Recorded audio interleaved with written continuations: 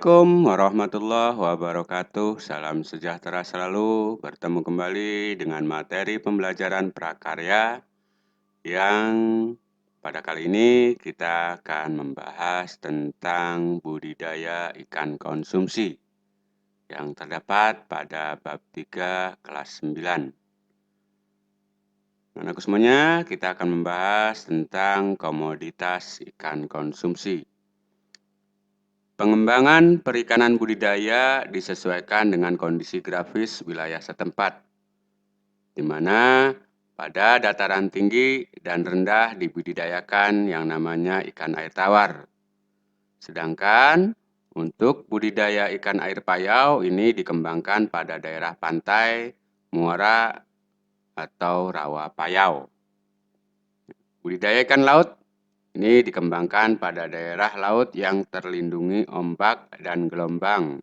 Contohnya teluk, selat, dan perairan dangkal.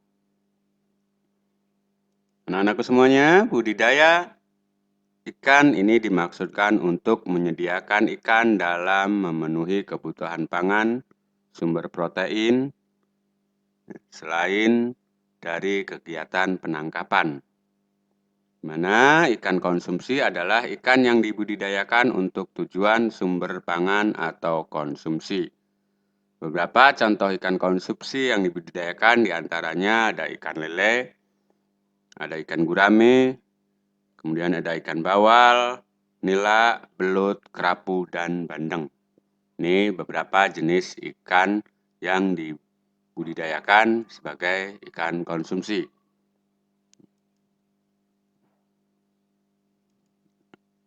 Nah, budidaya pembesaran ikan konsumsi ini dilakukan untuk mendapatkan ikan siap konsumsi atau ukuran yang diinginkan oleh konsumen. Nah, berikut beberapa penjelasan, deskripsi, dan karakteristik dari beberapa ikan yang ada di air tawar, di air payau, dan air laut yang dapat dibudidayakan. Yang kita bahas pertama yaitu ikan air tawar. Budidaya pembesaran ikan air tawar ini didominasi oleh ikan mas, kemudian ikan lele, ikan patin, nila, dan gurame. Ini khusus untuk ikan air tawar. Kita akan bahas masing-masing ciri-ciri dan karakteristik daripada ikan air tawar ini. Yang pertama yaitu ikan mas. Karakteristik daripada ikan mas ini yang pertama memiliki badan agak memanjang, pipih ke samping, dan lunak. Ya, kemudian menyukai habitat air yang tidak terlalu dalam dan deras. Contohnya di pinggiran sungai atau danau. Kemudian karakteristik yang ketiga ini ketinggian sampai 600 meter di atas permukaan laut. Yang keempat, makanan ikan mas antaranya tumbuhan air dan binatang renik. Ini makanannya. Kemudian pemijahan ikan mas dapat dilakukan sepanjang tahun. Jadi tidak ada musimnya. Tidak tergantung musim kalau ikan mas. Selanjutnya, karakteristik daripada ikan mas ini yaitu pembenihan ikan mas biasa dilakukan selama 2-3 minggu untuk benih siap didederkan. Yang ketujuh, pembesaran ikan mas dilakukan saat benih sudah berukuran 5-8 cm yang berasal dari hasil pendederan. Dan yang terakhir, pembesaran ikan mas ini dilakukan 3-4 bulan sesuai ukuran ikan yang menjadi tujuan daripada panen tersebut. Nah, ini karakteristik ataupun deskriptif daripada ikan mas. Selanjutnya yaitu ikan nila. Nah, ikan nila memiliki karakteristik yaitu bentuk badan ikan nila pipih ke samping memanjang, warna tubuh umumnya putih kehitaman dan merah sehingga dikenal sebagai nila hitam dan nila merah. Ini ada dua jenis, ada ikan nila hitam dan juga ada ikan nila merah. Kemudian yang kedua dapat dibudidayakan di dataran rendah sampai pada ketinggian 1000 meter. di atas permukaan air laut atau air tawar. Kemudian yang ketiga, makanan nila berupa plankton dan tumbuh-tumbuhan yang lunak seperti hidrilla dan ganggang sutra. Ini makanannya. Yang keempat, pemeliharaan nila dapat diberi makanan tambahan berupa pelet sebanyak 2-4% dari bobot biomasa ikan dan diberikan 3-5 kali dalam satu hari. Yang kelima, benih nila yang digunakan untuk pembesaran sebaiknya yang telah mencapai ukuran 8-12 cm. Kemudian yang keenam, kedalaman air untuk kolam pembesaran yaitu sekitar 80-100 cm.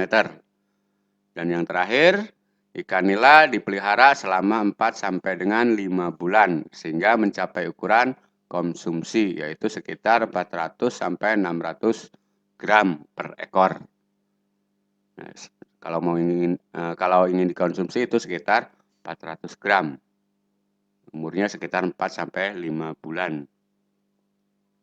Kita lanjutkan untuk yang selanjutnya ikan lele. Nah, ini ikan lele ini merupakan ikan yang paling tahan lama hidup di air. Ya. Ingat, dia memiliki 2 alat pernapasan. Nah, karakteristik daripada ikan lele mempunyai bentuk yang memanjang berkulit licin dengan kepala pipih, tidak bersisik. Mulutnya berada di ujung, ya, dengan 4 pasang sungut, sirip ekor dan perut membundar. Ini ciri-ciri daripada ikan lele. Nah, karakteristiknya ini mempunyai senjata yang sangat ampuh dan berbisa, yaitu berupa sepasang patil yang berada di sebelah depan sirip dada. Kemudian yang ketiga, dapat hidup di semua perairan, baik air tawar di sungai yang airnya tidak terlalu deras. Contohnya yaitu danau, waduk, rawa, serta genangan air kecil. Jadi hidupnya dia luar biasa ya kalau ikan lele. Kemudian yang keempat, mempunyai alat pernapasan tambahan yang disebut labirin. Nah ini, makanya kalau lele itu walaupun hidupnya di darat dia lambat matinya. Ya. Ini terletak di bagian depan rongga insang yang memungkinkan mengambil oksigen langsung dari udara. Jadi ada dua alat pernapasan ya. Kemudian selanjutnya pakan alami seperti cacing, kutu, air, jentik-jentik atau larva, dan siput kecil. Ini makanannya. Yang keenam, pertumbuhan lele agak lambat apabila suhu tempat hidupnya terlalu dingin. Kemudian yang ketujuh, lele dipanen pada umur 3-4 bulan dengan berat sekitar 200 gram per ekor. Pertumbuhannya sangat lambat ya, karena kalau seandainya di tempat sangat dingin ini akan lambat pertumbuhannya. Kita lanjutkan, ikan patin. Ini persis dengan ikan lele bentuknya. Ya, karakteristik daripada ikan patin. Ya. Apa saja karakteristiknya? Yang pertama, warna tubuh ikan patin bagian punggung keabu-abuan atau kebiru-biruan dan bagian perut putih keperak-perakan. Di mana ukuran kepalanya sendiri ini relatif kecil dengan bentuk mulut terletak di ujung agak ke bawah. Ini jenis ikan patin. Yang kedua, pada mulut ikan patin ini terdapat 2 pasang sungut atau kumis yang berfungsi sebagai alat peraba. Yang ketiga, pada sirip punggung terdapat 1 jari-jari keras yang berubah menjadi patil yang besar. Nah ini, jadi di bawahnya itu ya posisinya, yang paling bahaya.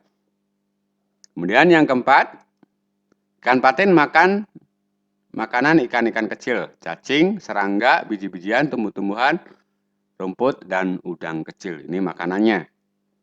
Dan yang terakhir, jenis ikan air tawar ini adalah ikan gurame. Ciri-ciri ikan gurame, bentuk tubuh gurame agak panjang tinggi dan pipih ke samping dengan panjang maksimum sekitar 65 cm.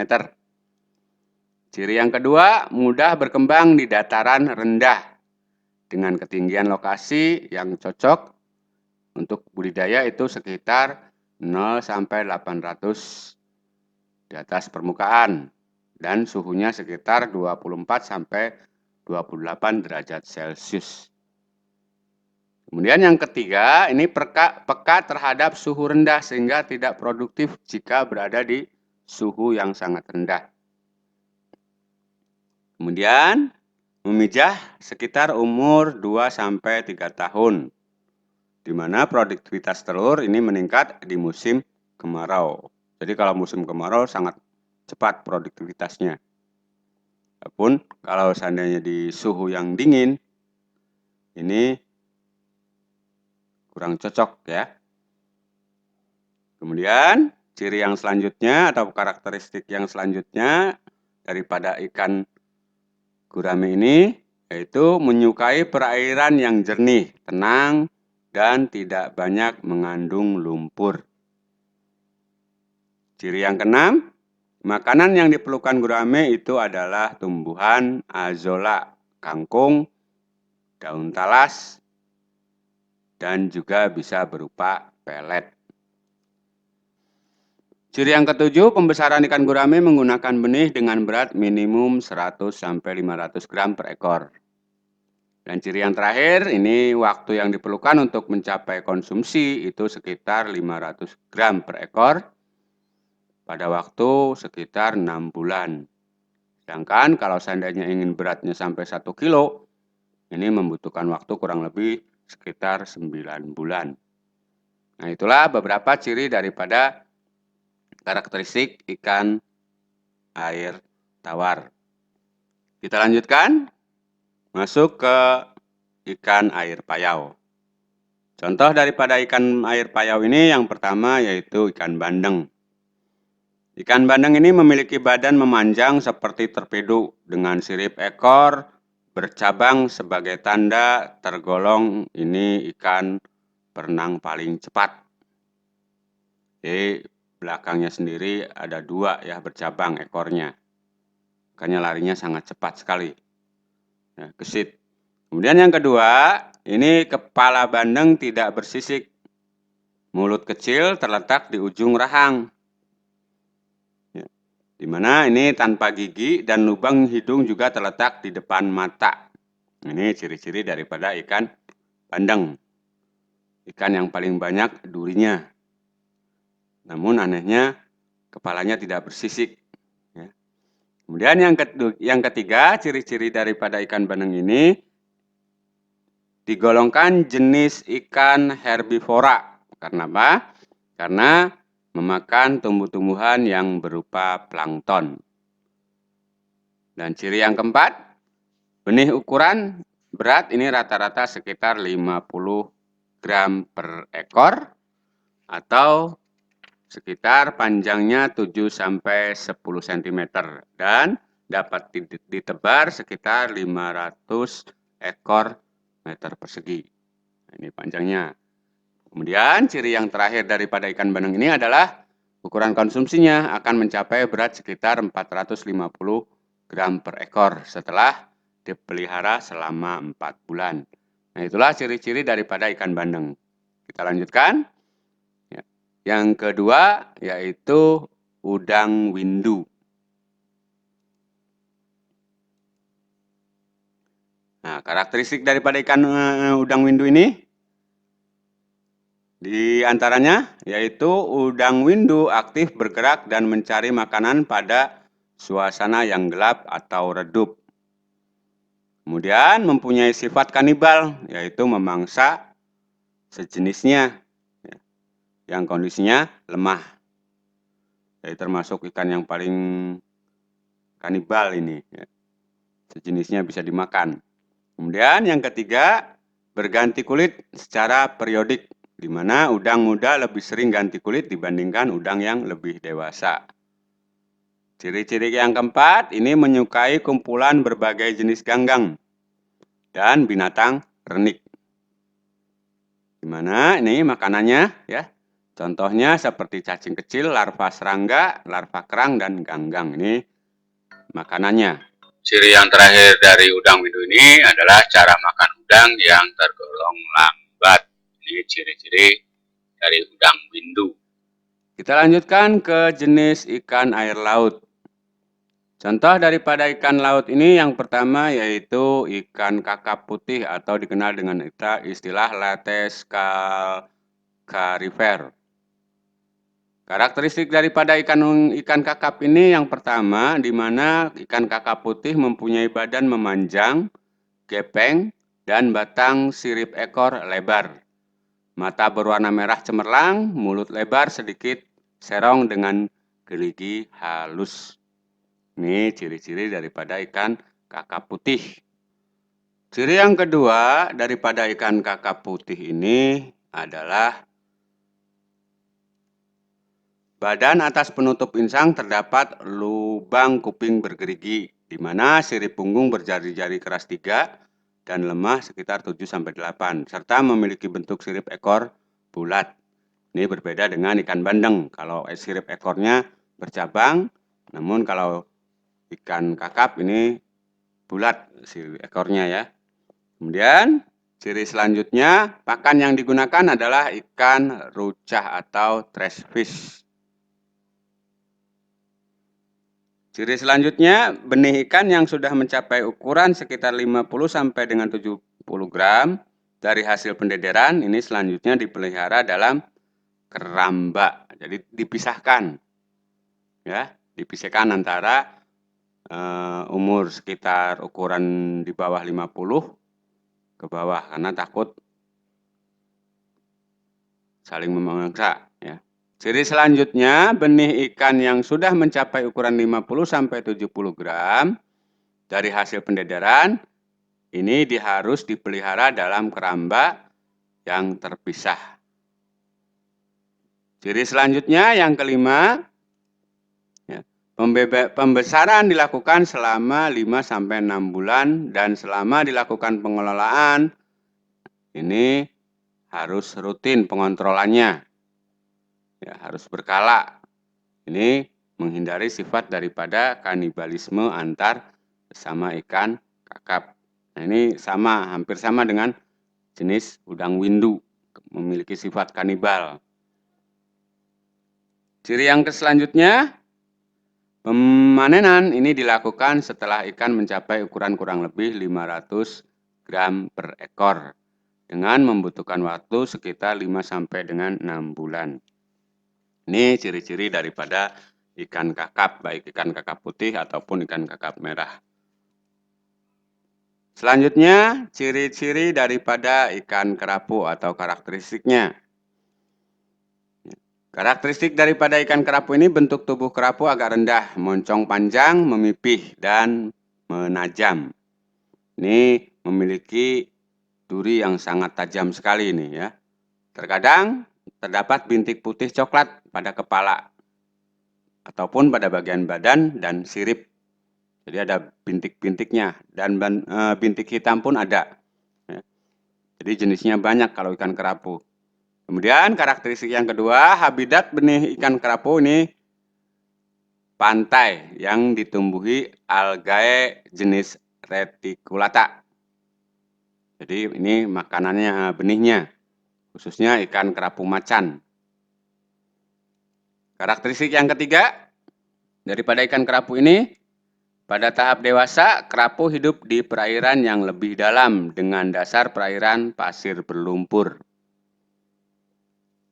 Karakteristik yang keempat, pakan yang paling disukai yaitu Crustaceae atau ikan rebon. Ya, ikan kecil-kecil itu. Itu jenis ikan kerapu. Makanya kalau hidup di lumpur tidak terlihat oleh ikan-ikan jenis kecil. Kemudian ciri yang kelima, karakteristiknya yaitu pertumbuhan kerapu, ya, khususnya jenis kerapu bebek ini bisa mencapai sekitar 1 sampai dengan 1,3 gram. Sedangkan kerapu macan ini sekitar 2,5 sampai 3 gram. Jadi tergantung jenis ikan kerapunya ya. Ada kerapu macan, ada kerapu kerapu jenis kerapu putih dan kerapu bebek. Ya, macam-macam jenis kerapu itu. Kemudian kita lanjutkan ciri-ciri daripada yang terakhir dari kerapu ini. Ini kerapu bebek yang dipelihara dengan berat awal 1,3 gram. Ini dapat panjang sekitar 4 cm. Dan beratnya sendiri mencapai 400 sampai 500 gram. Itu sekitar 12 sampai 14 bulan, jadi hampir 1 tahun. Nah, sedangkan kalau kerapu macan ini dapat dipanen pada bulan ke-7 dengan berat kurang lebih 500 gram. Nah, itulah beberapa karakteristik daripada jenis-jenis budidaya ikan konsumsi. Itu saja materi yang bisa saya berikan, kurang lebihnya mohon maaf. Assalamualaikum warahmatullahi wabarakatuh.